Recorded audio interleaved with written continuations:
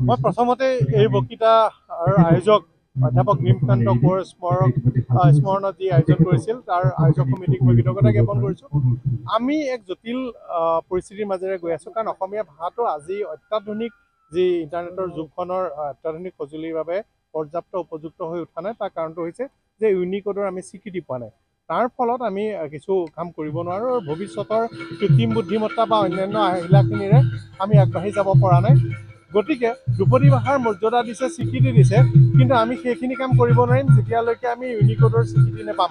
গতিকে মোৰ অনুৰোধ যে দেশৰ প্ৰধানমন্ত্ৰী নৰেন্দ্ৰ মোদী, অসমৰ মুখ্যমন্ত্ৰী হিমন্ত বিশ্ব শৰ্মা, কেন্দ্ৰীয় মন্ত্ৰী সৰ্বানন্দ সোণোৱাল ডাঙৰীয়াকে ধৰি ৰাজনৈতিক শক্তি, অসমৰ বৌদ্ধিক শক্তি, অসমৰ বিভিন্ন দল সংগঠন ব্যক্তি আৰু সাহিত্যপ্ৰেমী সকলো লোকেই এই বিষয়টোৰ পক্ষে এক জাগৰণ সৃষ্টি কৰিব লাগে, হেঁচা দিব লাগে আৰু শীঘ্ৰে যাতে আমি ইউনিকোডৰ স্বীকৃতি পাওঁ আৰু বিশ্বৰ বুকুত আমাৰ ভাষাটো জিলিকি থাকিব পৰাকৈ যাতে আমি ইয়াক প্ৰতিষ্ঠা কৰি থৈ যাব পাৰোঁ, তাৰ কাৰণে প্ৰতিজন অসমীয়াকে নিজৰ মাত আগবঢ়াবলৈ মই অনুৰোধ জনালোঁ।